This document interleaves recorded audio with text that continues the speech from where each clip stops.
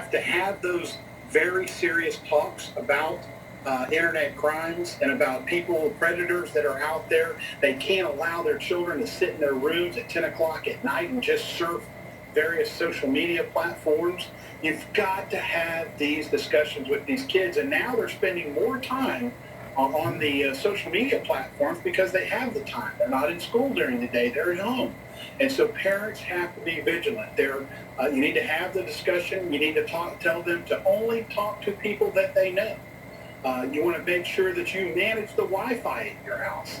Make sure that you turn it off at night. Don't allow them to just sit in their room by themselves and surf social media platforms, because there's predators on the other side waiting to do harm to your children. And of course, for those parents who are not shy about invading privacy of their children, which I believe they should not have if they're living at home with you, there are programs that you can track and make sure you monitor where they go and who they're speaking to and which websites they go to, right, Constable? Absolutely, Isaiah. I did it to my own kids, and I was so happy to let them know ahead of time that I was doing it. And I was able to see where they went. I was able to see who they're communicating with. And, you know, my kids appreciated it. My kids appreciated the fact that, they come home and they hear me say stories about what happened out there in the real world.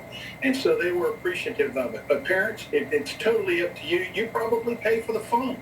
So it's your phone for all intents and purposes. And I know we all trust our kids, but it's not the kids that I'm worried about that you need to trust. It's the predators that are out there waiting to prey on these kids. And so parents, do what Isaiah just said. Get those programming modules put on the phones. Be involved, be engaged in your kids' social media platforms. We've got to protect our kids now more than ever, and they are on social media platforms because they're away from home. They're away from school. They're not in school, they're at home, and at the end of the day, it's a predator's paradise. And the predators that you arrested, the 10 that you arrested earlier this week, they were focused solely, we believe, on having sex with a child. And then there are others who just want to put them out on the streets, groom them for prostitution. Absolutely. So they knew they were coming to meet an underage girl, someplace. So they knew what they were coming to. So it's not as if it was a secret or they didn't understand of really who they were coming to meet. It was very apparent who they were coming to meet. And I was very happy to get these people, off the street. It's, I'm always going to fight for our children. I'm going to fight for the elderly, and I'm certainly going to fight for animals. All three of those are important. But our kids are so vulnerable right now during this pandemic. They're at home. They really are kind of locked in their home, and some parents are at work, so that, of course, leaves the opportunity for kids to be at home alone, and they're going to get on those social media platforms, and who knows who they're talking to. And you know as well as I do, those predators are very patient people. They're very meticulous.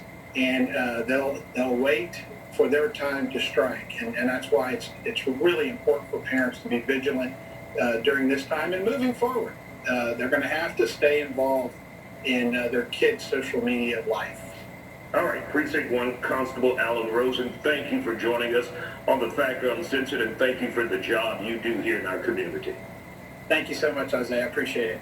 All righty, sir. Of course, I say kick the door in. Make sure you monitor them every minute you can. You don't want to lose them. Also, coming up here